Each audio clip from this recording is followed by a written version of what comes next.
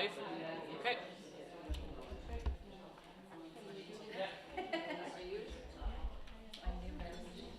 Good morning, ladies and gentlemen. You're all very welcome to the museum lecture series this morning. I just want to remind you to switch off the mobile phones, or at least put them on silent if you haven't already done so. I'd like to welcome anyone who's listening to us on our live stream. Apologies, there was a little bit of confusion with the lecture title online, so I hope everybody who wanted to tune in was able to do so.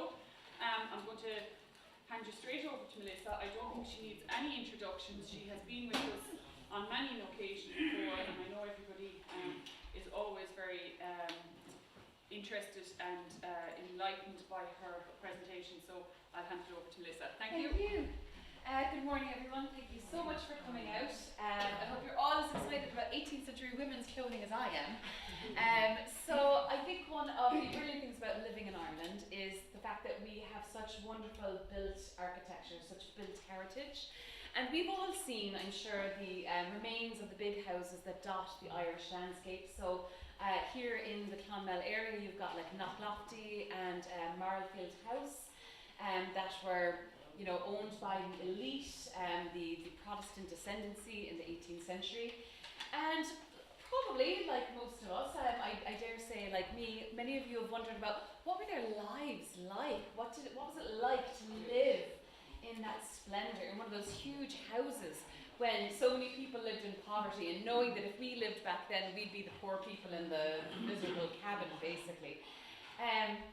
So what we're going to do today is I'm going to look at a day in the life of an elite 18th century woman in Ireland, particularly the late 18th century. Now, of course, any given day depended very much on a multitude of factors. So the time of year, the season impacted your activities, but also personal circumstances like how many children you had, your general health, that sort of thing. So we'll just kind of have a random overview of what a day in the life was like, and I won't get too specific, based on the time of year or anything. So one of the key things that we need to know, first of all, is about the Irish social season. If any of you are into reading historical fiction or into things like Jane Austen or anything like that, you've heard of the phrase the season. So in England, the season basically lasted from November till about April, which is when Parliament sat in London. In Ireland, the Irish season basically was from around this time, from like the end of January to around St. Patrick's Day, and that's when Parliament sat in Dublin. So all of the big wigs, all of the people, the MPs who sat in Parliament would go up to Dublin with their families, and they were living in their townhouses in Dublin at this particular time of year. And the rest of the year, basically, they were living in their country estates, their country residences, and travelling around to the country estates of their friends all over the rest of the country. And of course, while they were in Dublin, it was just a whirl of activities. There were balls, operas, fundraisers, shopping, I mean, you name it. It was like Christmas on speed, for basically these couple of months. It was just insanity. And it was a little more laid back in the country estates, but not by a whole lot. There was still a lot to do and a lot to be done. So the first of the daily activities in an elite woman's life would be to rise up in the morning and to get ready for your day's activities. So the first thing you do when you get out of bed is you would get dressed. Your maid would come in with a bowl of warm water and a muslin cloth and some soap, and basically you would wash the bits of yourself that required washing, your face, the other smelly parts of the body basically. On the face they might use a liquid to efface spots and marks, and they would rub this on their face to clear their visage before applying makeup. So the makeup they had was a very heavy kind of grease paint. It was like a thick paint, essentially, that was painted on to the skin, and it was very sticky and tacky. And then over this, they would be powdered. The powder was usually rice flour that was ground into a fine powder, and the face would be powdered with this. Now in France, they really went for it, like really white skin, really heavy on the powder, really dark red lips and dark red rouge. In England and Ireland, not so much. They didn't go into the clown makeup quite so much in this part of the world as they did in France. The eyebrows would then be darkened with the use of, well, one of the safest things you could use was burnt clove. So you would take cloves and you would burn them, basically you would char them a bit with a flame, and you would draw on your eyebrows with the cloves. So anybody got very pale eyebrows that they'd like it if I gave them a bit darker brow? I've already darkened mine so you won't see it, but it works extremely well. Actually, I'll show you on my hand. Can you see that line? Yeah? So it actually works quite well, and obviously it's not toxic or anything. And then their maid would do their hair. So I know that there's a common misperception that, you know, men and women wore these huge towering wigs. Men did wear full wigs, like the wig that they wore was a full wig. Their hair was shaved quite close onto that. But women used a combination of their own hair and little elements to help them. So they basically used things like hair cushions, like this. I've got one on. They came in all different shapes. So this is one from the late 1770s that gives you that huge hairstyle, the huge tall hairstyle. This one is from like the 1760s, which was the tête du mouton, which was slightly closer to the head and only a little frizzy. The one I have is just like a rectangular shape that's laid over the head and pinned to the hair and the scalp. And then my own hair is basically, it's curled and then it's dressed up over it. So to give more height, they also use, besides hair cushions, they would save their own hair and they would roll them into things called rats. So this is my own hair that I have collected for years from hairbrushes that I have washed and then rolled into shape and then stitched to keep shape. And depending on the shape you wanted, you could plump up certain areas. And of course this has the benefit of matching your own hair because it is in fact your own hair. So there was all these things that they did to help, and they faked it. They really did fake it. So the massive curls that I have here is a fake hair piece. And this bit, the long bit at the back, was called a toque, and that's also fake. That's not my hair. And then the curls that you often see that were here at the side of the head, they'd have rows and rows of them. These were called buckles, and these also basically could be purchased from women who had their hair cut. And then because you powdered your hair, if you got something relatively close to your hair colour, because you gave it a good old dose of powder anyway, it kind of blended in the different, if it wasn't an exact match, you could blend in the colours quite a bit better. So this would be put in the mornings and taken off at night. You did not sleep with your hair in these huge elaborate styles. These were basically very easy to do with the help of the lady's maid. I'm not even good at doing hair, and I managed to do this myself.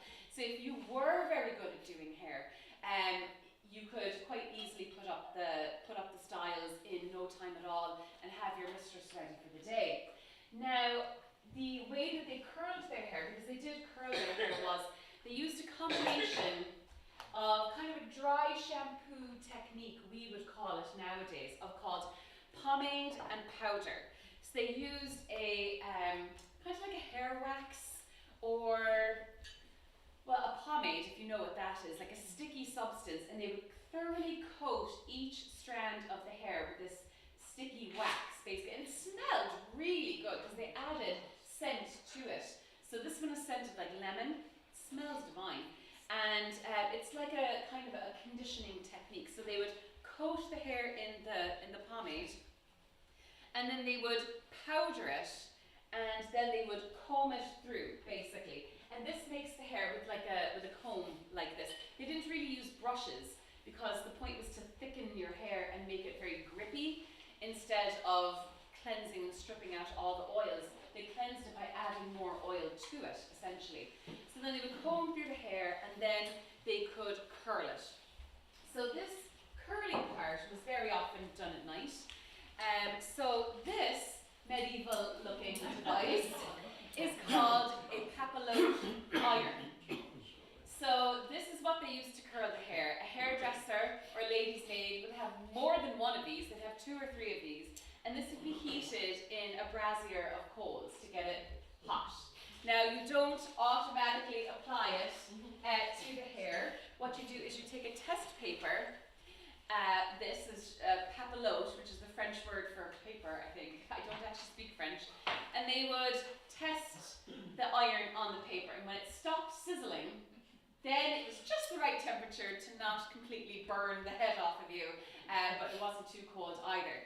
So you would take like a wooden roller, basically, and you would roll the hair up with it or wrap it around your fingers, and then you take it off of the roll. You take another triangle, you fold the triangle 3 times over the curl that you've made, and then once you've kind of done the whole head in these papers, then you can go along and you can clamp them basically in the little parcel that they are. And of course when this gets too cold, then you just reach into the brazier, you pull out another one, you let that cool down slightly, and then you keep clamping around the head.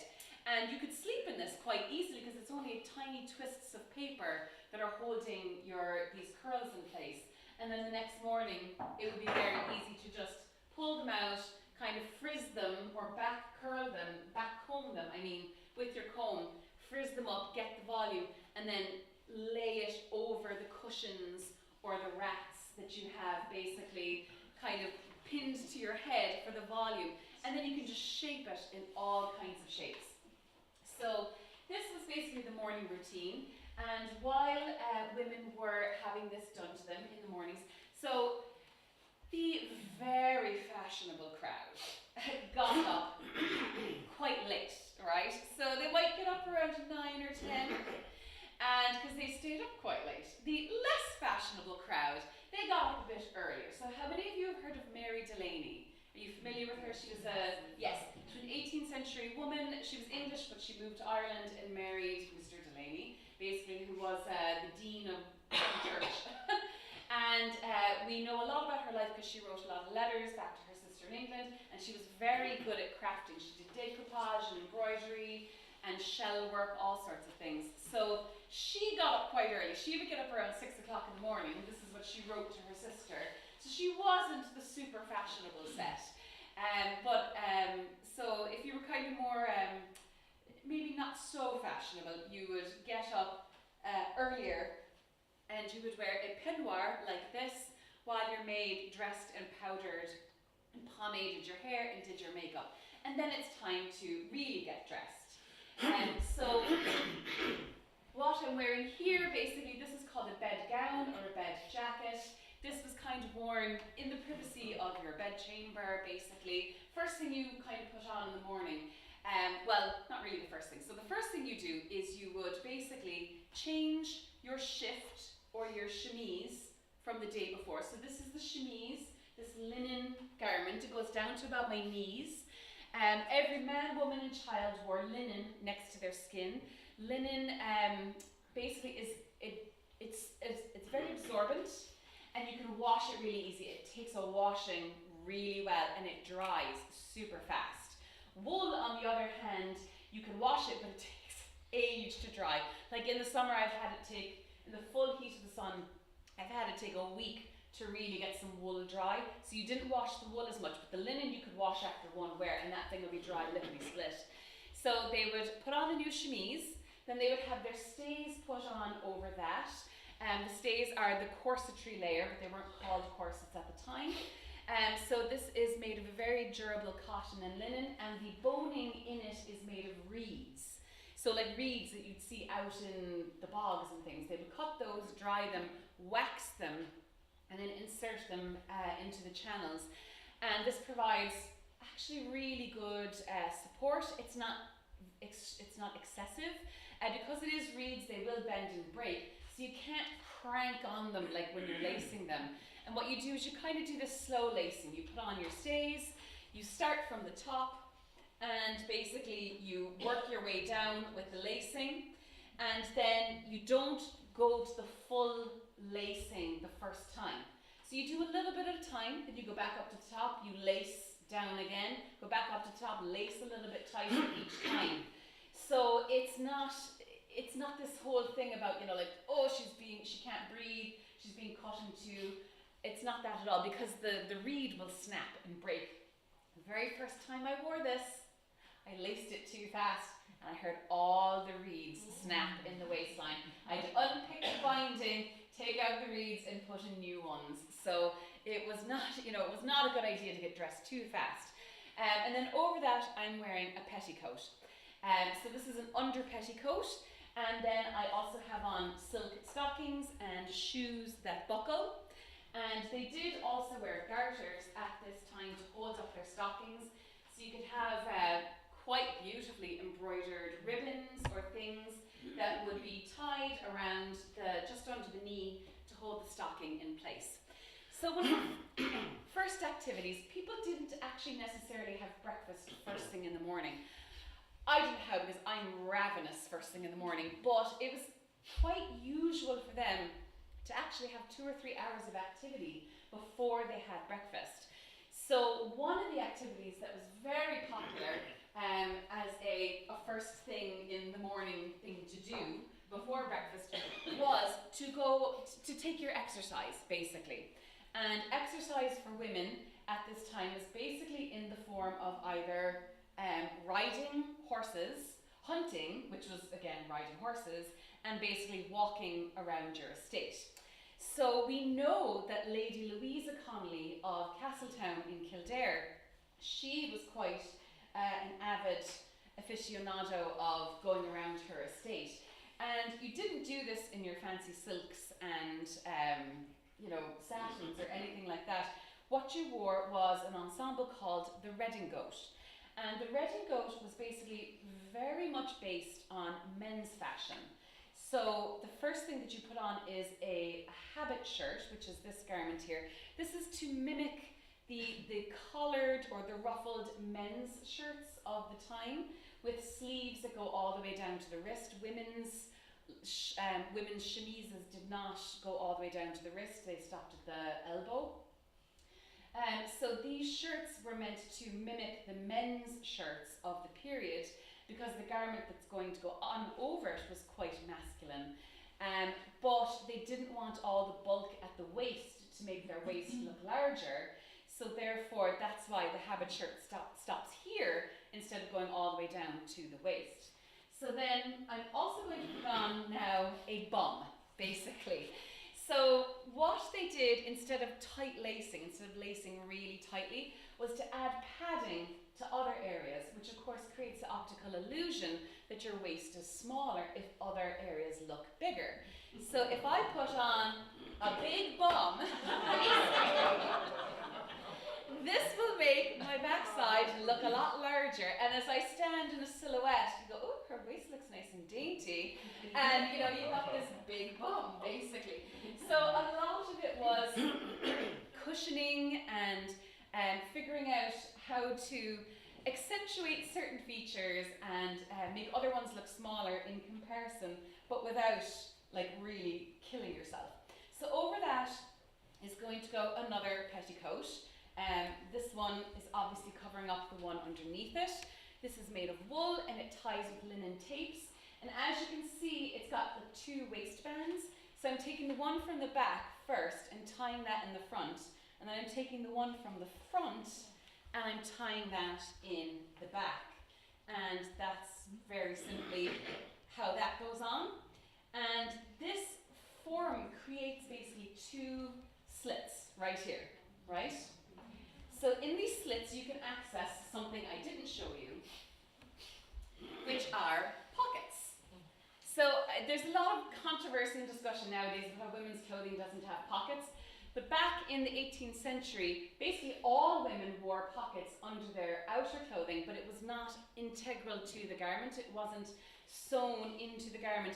These would basically be on a waist tape, again, like everything else, would be tied around the waist, and you could easily access them through the slit in your petticoats, and in these you could keep what you couldn't keep, basically, would be a shorter list.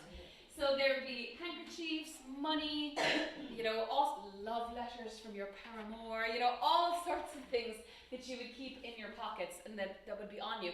So if you're familiar with the old nursery rhyme, Lucy Locket lost her pocket and Kitty something found it.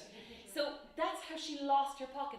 The waist tape had come untied and it had fallen on the ground. She hadn't noticed, and that's how she lost her pocket, because they were separate pieces tied under the main garment. So now over all of this is going to go the gown portion of the redingote, and the redingote is so named because it's actually a bastardization. The French bastardized the phrase riding coat into redingote. And the reason this happened was because of the Grand Tour. So you'd have the elite sons and eventually daughters of wealthy English lords and ladies and the gentry going to France, travelling through France to Italy and Greece sometimes, to basically see the great artworks of Europe, to get their European education. As one student recently called it, it was kind of like an 18th century version of the gap year. So they wore this while travelling, women wore this while travelling. These are waist tapes that I'm tying around my waist to get the back really nice and tight at the small of my back, so that I look thinner, basically. So not only was this good for riding horses and hunting, but it was very good for travelling because it's good, durable wool. It's not, you know, silk that's going to get damaged. It is hearty, and they were often made in very dark or severe colours, they called them, and they did this quite on purpose because obviously this hides mud and dirt and dust quite a bit better. Now this is quite unusual in terms of women's clothing because it's strongly mimicking men's clothing in the use of buttons. So very little of women's clothing, I completely buttoned it up wrong. Very little of women's clothing use buttons, and I will tell you why when I start putting on the more kind of feminine aspects. Your petticoat is slipping. Oh, is it? Okay, obviously didn't tie it well enough. Oh dear God, this is why I need a lady's maid. Yeah, obviously I can do it myself, but it's certainly not as easy. I'm going to have to take this off. Could you actually tie the, yeah. Yes. There you go. I pay £4 a year, and you can pay it quarterly. Your room and board is included though, and any cast off garments that I don't want anymore. That actually were the terms of ladies' maids, basically. It was for a servant. Okay, lovely, thank you. So, we do know that this was worn in Ireland. We have a painting of, it's very small, but of Lady Louisa Connolly on her estates in Castletown, painted in a redingote with one of her horses. And she was quite famous for going around Castletown every day with her little dog. And so we know this was worn. And we actually have a beautiful account written by an Englishman, an English reverend, travelling through Ireland for a few years. And in 1779 he wrote of a young Irish girl that was travelling in the same public coach as him. And he said, you would rather praise she was dressed in a redingote, you would rather praise the neatness than the richness of her dress. So it was very, basically that means to say that she was very neat and tidy, but she wasn't wearing anything particularly elaborate or fancy. And then he goes on to say that she was wearing a hat with a feather and a silk bow on it. So it is quite nice to know that this outfit was worn by quite, you know, this outfit was worn in Ireland by the very wealthy and by the perhaps less wealthy, perhaps the gentry. He did go on to say that this young girl spoke in Irish with a fellow in the did I do it again? I did, oh my God. She spoke in Irish with the fella in the carriage. They didn't know each other. He was from Galway, and he sat there asking her, she was from Roscommon, and he sat there asking her who all her friends and relations were until he finally figured out somebody that they knew in common. So it's like, well, that certainly hasn't changed at all. So like I said, this was worn by women as they, for the love of God,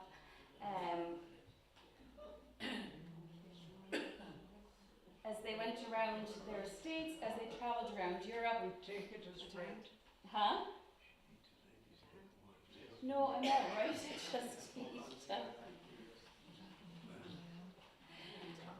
Now, these became very popular in the 1780s, so much so that women didn't just wear them for the purposes for which they were intended. They started wearing them as fashion items. So then they started being made in silk and very lightweight fabrics.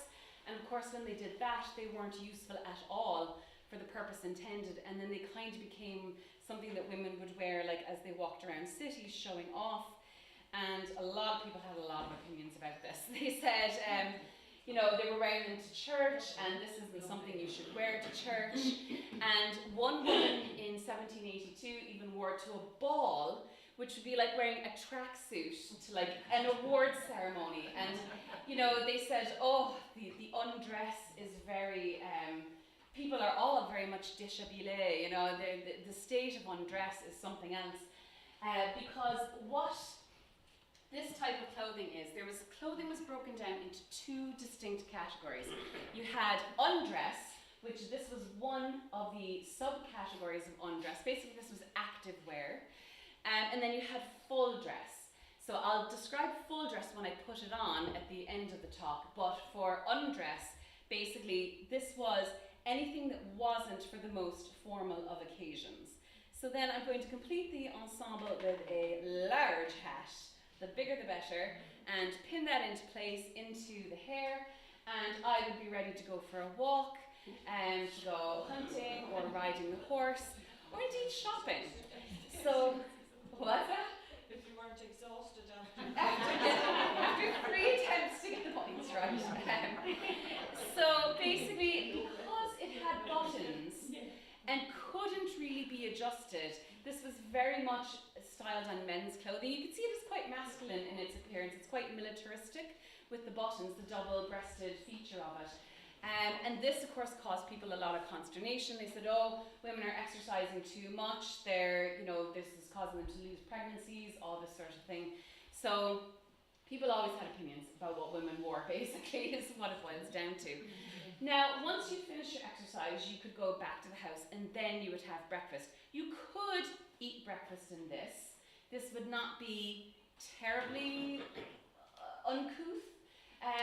So breakfast was an activity you could have in your wedding coat, but perhaps it would be a little more proper to wear one of the other forms of undress. So I will take this off and change for the rest of the activities. After all that. But it comes off a lot easier than it goes on, I'll tell you that much. So the rest of so breakfast actually is something we would be very familiar with, right? Like I said, fashionable households would get up late, so their breakfast, they might have breakfast from like 10 to 11 sort of thing, if they've been basically partying and staying up all night. The less fashionable households would have breakfast probably around 9 o'clock or 10 o'clock. I mean, I think if I lived in the 18th century, I would have my maid, she'd have to bring me in a tray or something into my room because I just could not cope with waiting till 9 o'clock to eat breakfast. But once you had done, breakfast. So tea and coffee were very familiar and common things to have. Hot chocolate, maybe not for breakfast so much. Things like toast, crumpets would be very popular. Any kind of sausage meats, so like sausage, rashers, any kind of the pork products basically would be had for breakfast. And then things like kippers, if any of you, I feel like that's kind of an old-fashioned thing that's gone out of style now, but some of you might be more familiar with having kippers for breakfast, kind of like, you know, a seafood sort of breakfast. So those would be very common breakfast to have that would be, I think, quite familiar to us nowadays. So once breakfast was done, and you had either changed into this next form of undress or decided to stay in the red and goat, there were a number of activities. So I'm going to keep on the bum. I'm going to put on a different petticoat. This is one made of silk. You can see the difference already. And again, it's the exact same feature as before. Tie from the back to the front, and then tie from the front to the back. And then I'm going to put what's called a caraco jacket over this. This was undressed because even though it's silk, because it's kind of a jacket, it's short and therefore it's not full dress. It's not the most informal. It's not the most formal. And because it is daytime, I'm going to cover up the décolleté. So during the day, women kind of kept their bosoms covered, and then in the evening you could basically take off the covering and you could have a much lower cut neckline. This simply gets basically tucked into the area between the shift and the stays, and that kind of nicely stays put. You can pin it, of course, that will also help it kind of stay put. And so now we have a neck handkerchief. The French called this a fichu. So if you were really posh, you might call it a fichu. But if you were a good old fashioned, you know, English girl, you would just call it a neck handkerchief. And then over this goes the caraco jacket. Again, this is made of silk. It's lined in linen. And actually around the neckline, if I just show you, this little bit of lace here is called a tucker. So this was lace that was gathered into a strip of linen, and this would be basted. You can see they're very large stitches. This would be basted to the neckline of the gown, and you'd also have ones at the cuffs. And the reason for this was because if you just wore this around the neck, the neckline of the garment would get quite grubby. You know, ring around the collar. Like if you're washing shirts, you've seen that kind of yellowy ring around the neck collar. If you didn't have something there to kind of absorb the grease from the neck, your actual garment would get quite filthy. And you can't wash this. You cannot really wash silk. You can spot clean it, but you can't really fully immerse it. Can you reach your fingers up and try and pull down my shift sleeve? Yeah. As you can see, like, you can get dressed by yourself, but there's very few little bits and pieces that it's much handier to have somebody else help you. Perfect. That's great, George. Like I said, you're very good at this. You're looking for work. So, how this was put on was, and this was the most typical fixture or fastening for women's clothing. You had lacing, which is very typical, but pinning was how most women's clothing was held in place. So and I know you think, God, that sounds terrifying, you'd be stuck with pins all the time. But you have to remember, I've got all this boning here from these reeds. So what I'm going to do is, first of all, I'm going to kind of fix this in the center with a pin into the stays. And then I'm going to take another pin and grab the end of it from one direction. So I'm going to come from this way, and then as it gets to the body, I'm going to rotate it 90 degrees so it kind of grabs a few fibers of the fabric, and then I'm going to put it in directly that way. I'm not putting it in this way towards my body. I'm inserting the pin horizontally so it's running perpendicular to the body instead of pointing into it, or parallel, not perpendicular. So I'm going to do that on basically from the top down. I think 3 pins should roughly do it. And then I pull over the other side and going to pin that as well. Now the reason for this is because this is eminently adjustable, right? And women's bodies, especially at this time, went through quite a lot of adjusting. If you were pregnant every couple of years or every 18 months or so, you know, the vast majority of women could not afford to replace their entire wardrobes for pregnancy, and then by the time they were no longer pregnant, their clothing would be out of fashion. So their clothing was made so that it was very adjustable, basically. There was little tips and tricks you could use to make your clothing still fit. I did pin myself. Even, you know, to accommodate for things like bodily changes during pregnancy, or just regular kind of bodily changes. You know, we don't all stay the same size for years on end. We do tend to get bigger or fluctuate. So this is very good for a fluctuating waistline, basically. And there we go, I'm pinned. Now I can put on something for day wear. I could put on a little silk apron, which is basically merely for decoration, so that when I'm doing things like, you know, embroidery or whatever, that I don't get any threads on my petticoat or my gown. So now I am, almost, but not quite, ready to be a respectable lady at home. So the other thing I need, of course, is my cap. You really cannot go about with your head uncovered. So I have a cap. This will get, again, pinned into place, so I'm not going to faff about with that right now. So now I'm ready to do the activities that a lady would do in her morning.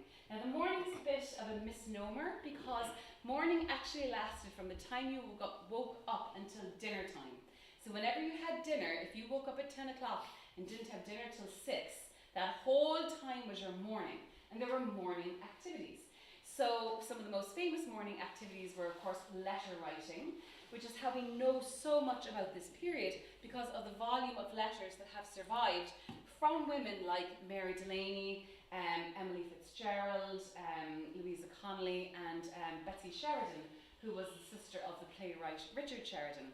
So because of their prolific letter writing to their friends and family who are quite far away, we know so much about their lives and activities and their thoughts and all sorts of things. So there was letter writing that you could do. Of course, there were the needlework arts, which were embroidery, other things like knotting, which was a very interesting little craft. So they would take silk threads, basically, and a shuttle, and they would basically make a series of knots with the silk threads. If anybody wants to see this up close, you can come up afterwards and you can see the knots. You can't really see them now. So they would make a series of knots, and then they would cut them and they would fray them so the threads stuck out on either side of the knot. And then they would do a form of like crochet, where they would crochet silk chains, and they would insert the knots into the crochet, and then this would be decorating the edges of their dresses and all sorts of things. It was a really, you know, decorative, genteel art that women engaged in. Of course, in the mornings, playing a musical instrument would be a very big way to pass the time. Most women of this period, the elite women that is, learned a musical instrument, and this is one of their accomplishments that they used to kind of attract a suitor. So if any of you recall the conversation from Pride and Prejudice, where Miss Bagley and Darcy are talking about the accomplishments of women of the time, musical capability was one of those accomplishments. So you might practice in the morning, you might listen to your children practice their instruments. You might listen to your children go over their lessons that their governess or their tutor were teaching them. This was a good time to instruct the head servants about what you wanted for dinner late that evening, or which rooms you wanted cleaned because you were having guests come to arrive. Of course, reading was an activity that you might partake in at this point in time. And while men, elite men, had quite large libraries, women's personal libraries weren't really that big. So what a lot of women did was they would go to a town that had what was called a circulating library. So this was not the free libraries that we know nowadays that were instituted instituted by Carnegie. These were subscription. You paid a subscription to be a subscriber to a library, and then you basically paid to hire a book for a certain period of time. It could be 2, 4, 6 shillings, but that was still vastly cheaper than £1 for a novel, you know, so that was a lot cheaper. And then of course they would loan these out to friends, which you weren't supposed to do, but they did. This was also the libraries, the circulating libraries also sold things like tickets to upcoming events. So the latest charitable ball or the latest musical recital, they would purchase tickets and they would resell them to their subscribers.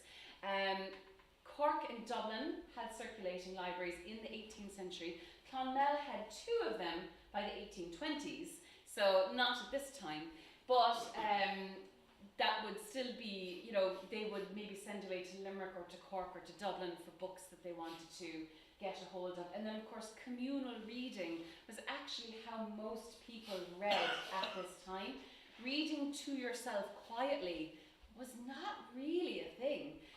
Reading aloud, so you might have a daughter, you know, who's 16 or whatever, and the lady of the house might sit there doing embroidery while the daughter reads aloud.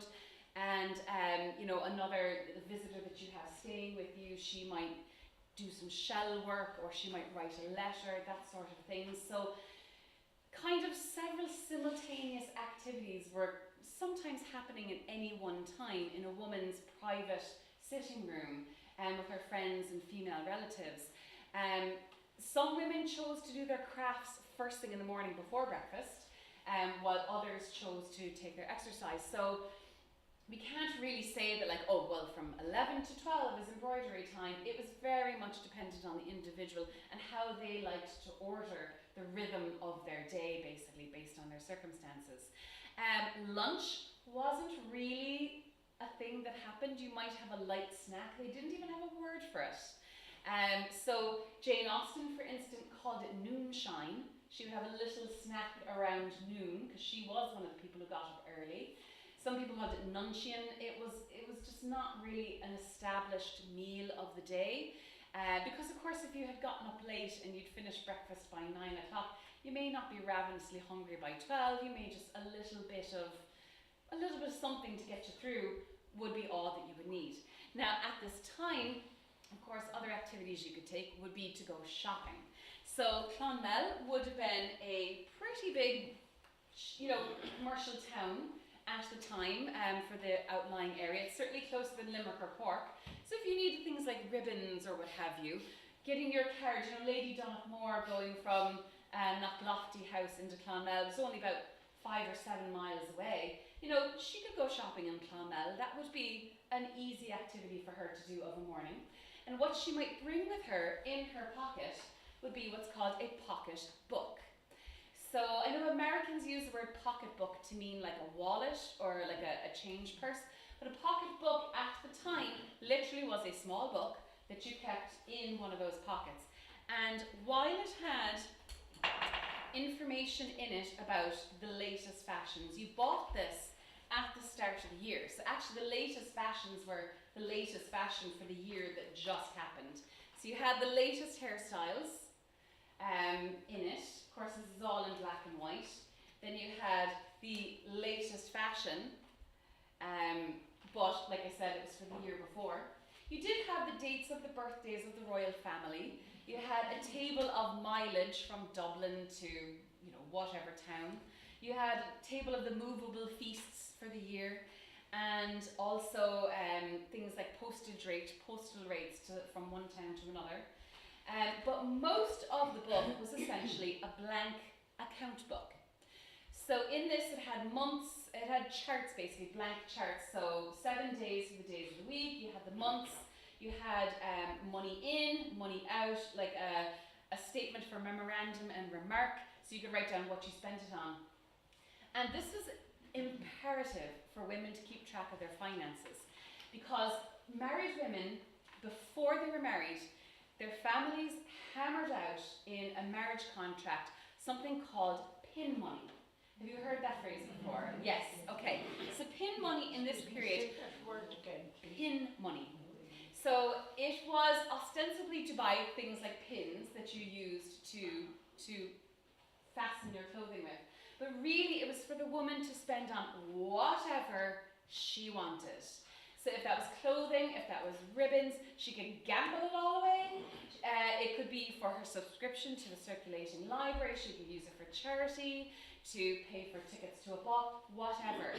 It was hers to do with as she pleased. Her husband paid that to her. So, for instance, I was reading somebody, basically, the husband had, her dowry was so much. She was going to get £500 a year pin money, and that was paid quarterly, so every 3 months.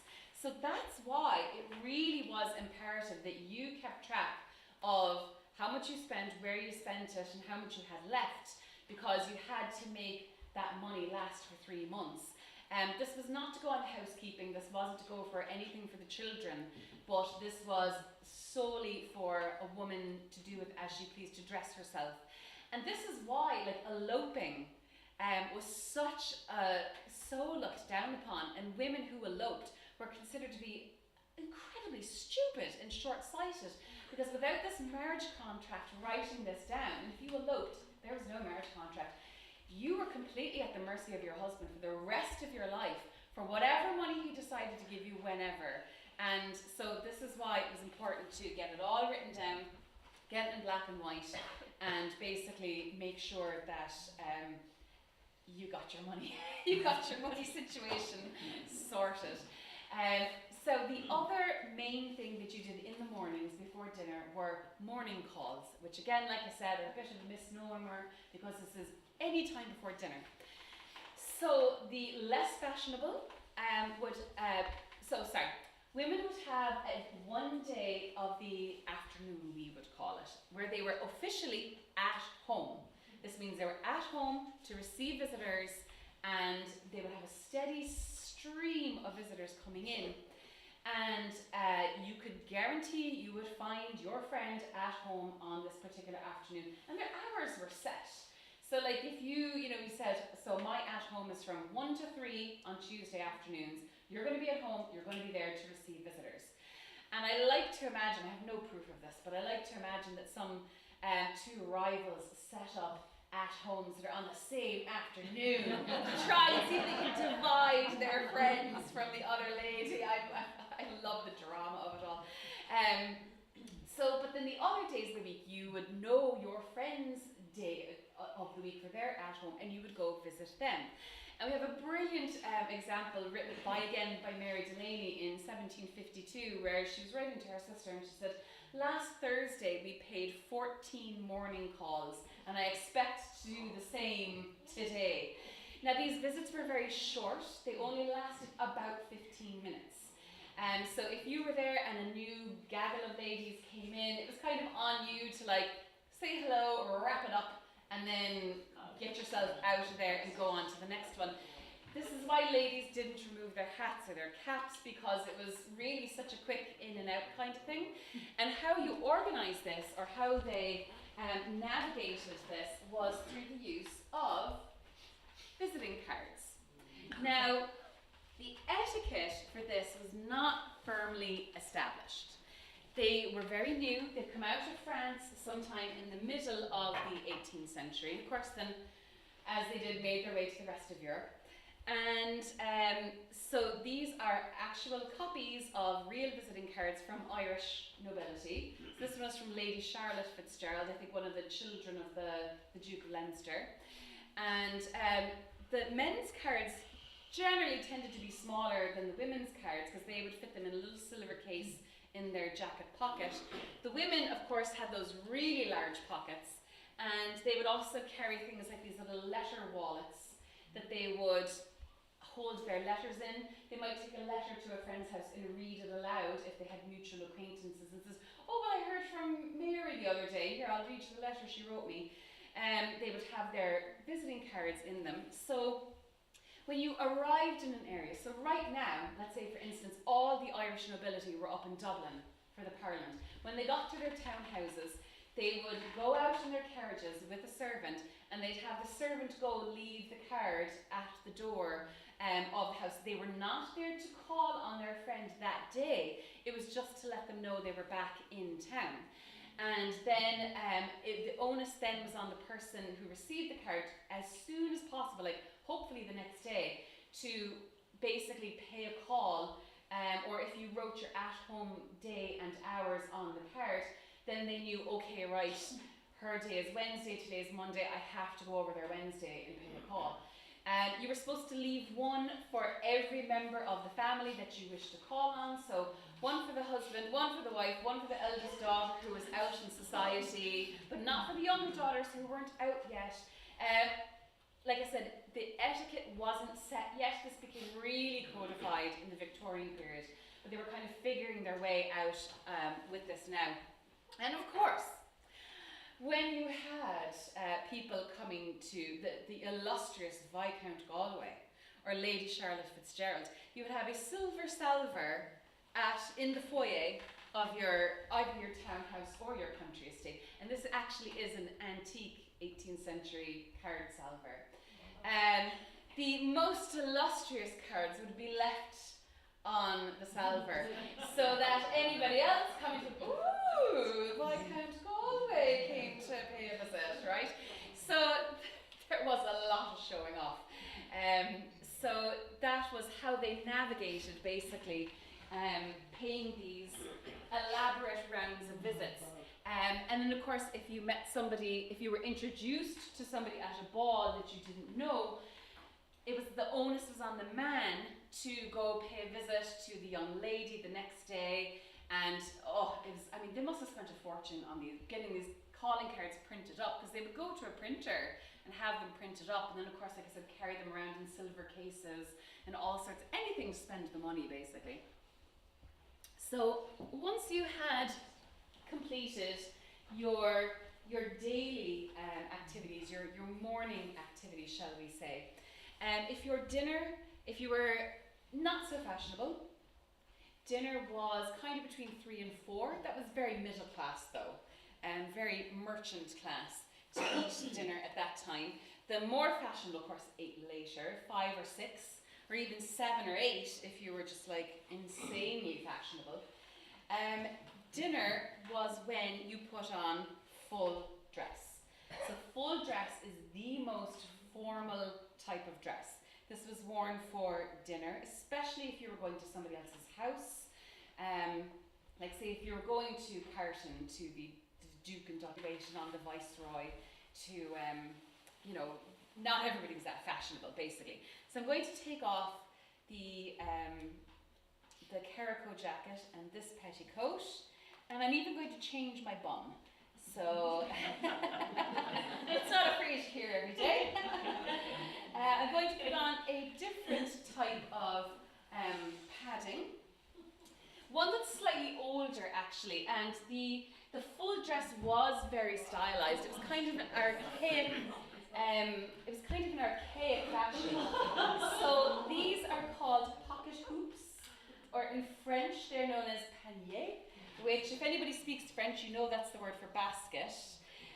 So these were basically baskets that were kind of worn on the hips to make the hips in particular look very wide. Oh, that's tangled. Oh, I don't know if I can bother to fix that. So these are very lightweight. None of the padding things are terribly heavy. So once you'd seen off your visitors, basically, once the end of your morning calls, then it would be time to get dressed into your full dress. So I'm going to tie this on, and I will start again. Well, no, I'll put on the stomacher. So you haven't seen a stomacher yet. So again, this is another garment that is pinned. This kind of fills in the opening of the gown, and I am not going to put on any kind of neck or cleavage covering basically, because it is evening time and now is the time that you can show off. So again, this gets pinned. There are little tabs all the way down that I'm just going to use to pin to the stays. This obviously would be a job for a lady's maid to do while I stand there and read a letter or something. you know, very luxurious sort of thing. How many of you have seen Dangerous Liaisons with Glenn Close? Oh, the dressing scene at the beginning is just fantastic. Oh, so yeah. So this would, I mean, obviously I'm doing it very hurriedly because we only have an hour to talk about this, but you know, this would be a very leisurely sort of activity, getting dressed and maybe having your hair touched up or redone. I'm going to put on the petticoat over that. Now this is made of silk. It's got a lot more flounces and frills than the other petticoat did. You can already see, I think, the difference in shape that the pannier or the pocket hoops give compared to the bum at the back. Now the volume is basically all at the sides instead of at the back.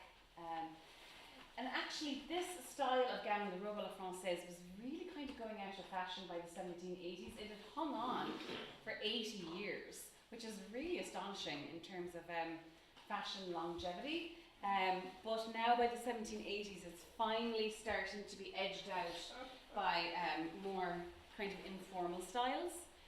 So I'm going to put on the robe, and this has the very iconic, what we call, fashion historians call Watteau pleats, because Watteau was one of the painters who painted these gowns in the early part of the century, and he painted the pleats so particularly evocatively that they became known as that, but obviously nobody in the time called them Watteau pleats. That was just what fashion historians call them, or dress historians. So again, I'm pulling down my shift. You'll notice I didn't change the shift or anything. Like, I've basically kept on the same underlayers. It's just changing the top layers throughout the day based on the activity.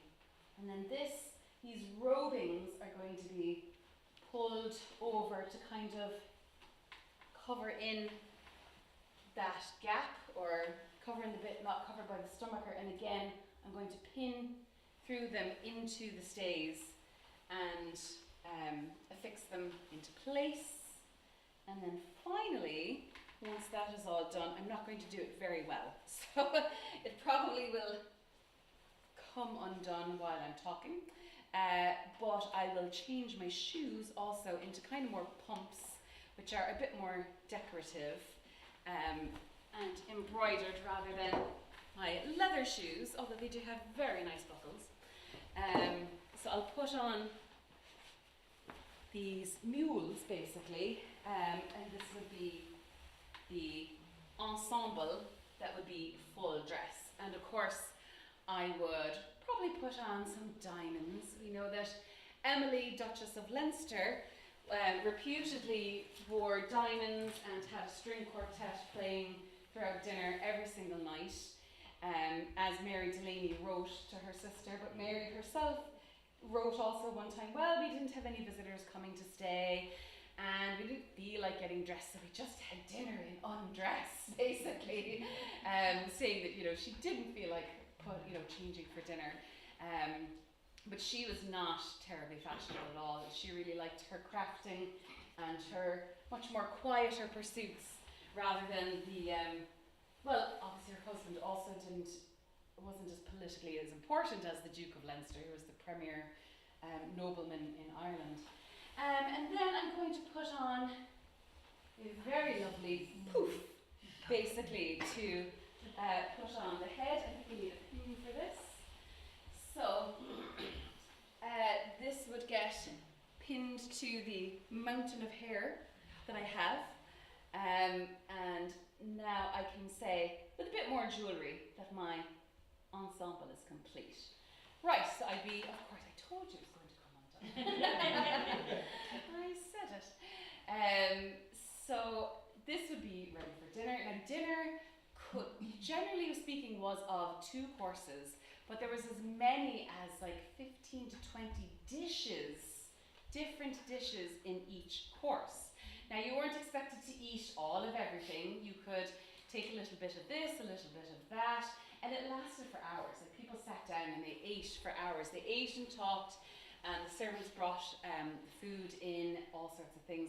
So when they first assemble, they would assemble kind of in the sort of the sitting room downstairs, and then they would go up to dinner in the dining room. And the dining room usually was on the first floor of the house, both in the country estates and in the townhouses, which seems maybe a bit strange to us nowadays, but it's just how they did it. I suppose they didn't want people in the street looking in at them while they were having their dinner parties. So guests would arrive, and you would talk first, and then you would process into the dining room.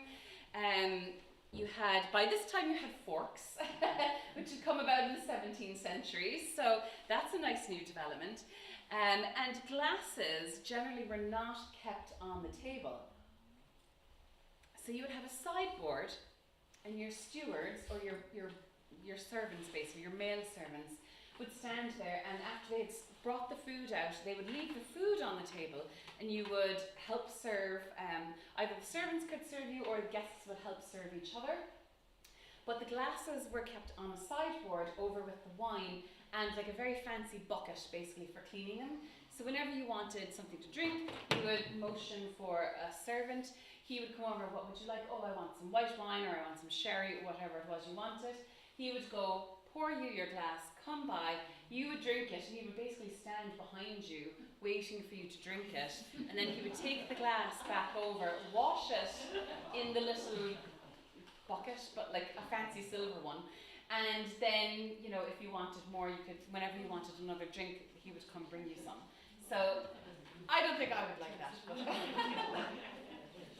and then, of course, after dinner, the men would stay in the dining room, and the ladies would retire to the drawing room, which was actually called the withdrawing room, because they would withdraw from the men into the drawing room.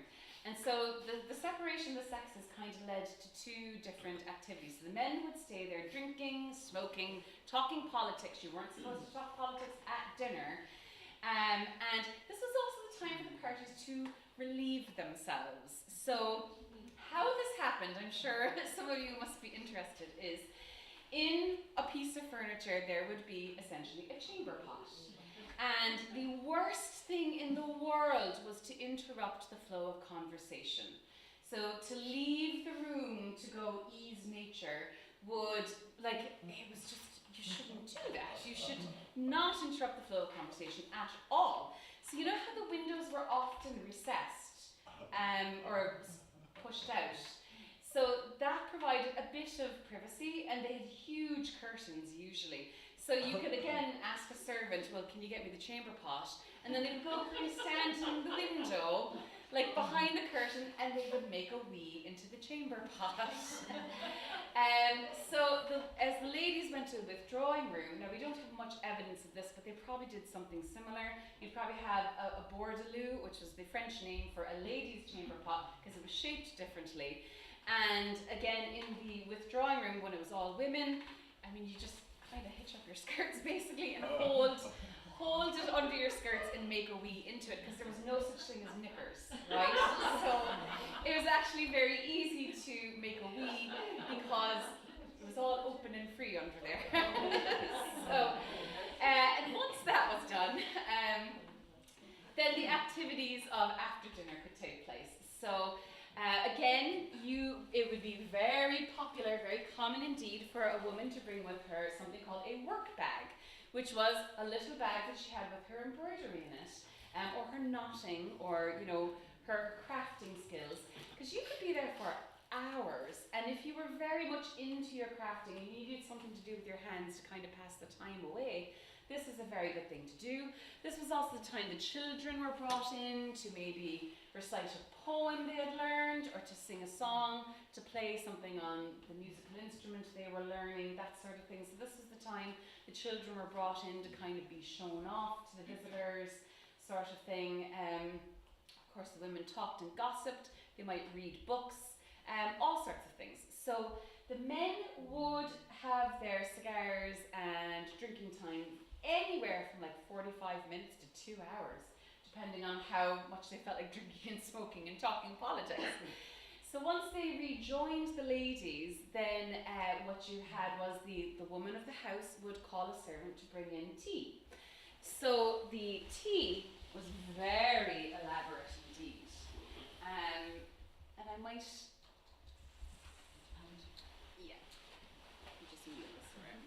I mean, I can manage, but You're sacked. no, she's my lady's maid. Very good. Thank you. Yeah. So, servants would bring in a giant urn full of boiling water, basically. This is not an urn full of boiling water. And the hostess was the one who did the kind of tea ceremony, shall we say. Now, if you had a daughter of marriageable age and one of her suitors was coming for dinner, you could delegate this to the daughter who was on the marriage market, basically. So the lady of the house would have the key in her pocket to a tea caddy, and this is where you kept the loose leaf tea, and it was ridiculously expensive. So you didn't want the servants obviously helping themselves, which is literally why you kept it under lock and key. You would have a little spoon like this, and once you poured the boiling water into the teapot, you would obviously add your loose leaf tea to it. You would let that steep, and then you would ask everybody how they took their tea. So you were really supposed to try and remember this, how every single person took their tea, because again, like I said, interrupting the flow of conversation was like really déclassé. So it was like a skill the lady had to learn to remember who took their tea. You could sometimes use an aide de mémoire by, they would have numbers engraved on the back of the spoon. So you might remember, okay, number 1 is 2 sugars and no milk. Number 2 is 3 sugars and lemon, who knows, whatever. So you might try to remember things that way. So you would make the tea, add in the sugar and the milk to the cups. And the cups in the early part of the century had no handles. They were like bowls because they came from China with the tea. So actually tea was drank, held like this in the hand, and it was drank like so. The cups are actually very small. These are quite big. These are later in the century. So you hand the teacup and saucer and spoon to the guest. You should stir the tea from 6 to 12. You shouldn't slosh it around to make a lot of noise. And when you drank your tea and you handed it back, you would hand back the cup and saucer to the hostess. And only when every cup and saucer was handed back would the hostess start a new round of tea making. So if you were gasping and somebody over here is talking their head off and not drinking their tea, like, would you ever drink up? Because I want another cup and she won't make tea until you've handed back your cup and saucer. But the English developed a particularly funny little silent trick of how to tell the hostess they wanted more tea or they didn't want more tea that was peculiar basically in Europe. So if you did not want more tea, you put the teaspoon in the cup. That means I don't want more tea, thank you very much, I'm done. If you do want more tea, you hand it back to the spoon, back to her in the saucer. And then she knows you want more tea. And there's a very funny print from 1820 showing a Frenchman like saying, I've had 13 cups, please, no more. But you can see that he's handed back the teacup to her with the spoon in the saucer. And so it's like, oh, you want more tea? So, and then of course, after tea, you could do things like play cards, which was very popular, quadrille, and all sorts of card games are very popular, gambling, of course.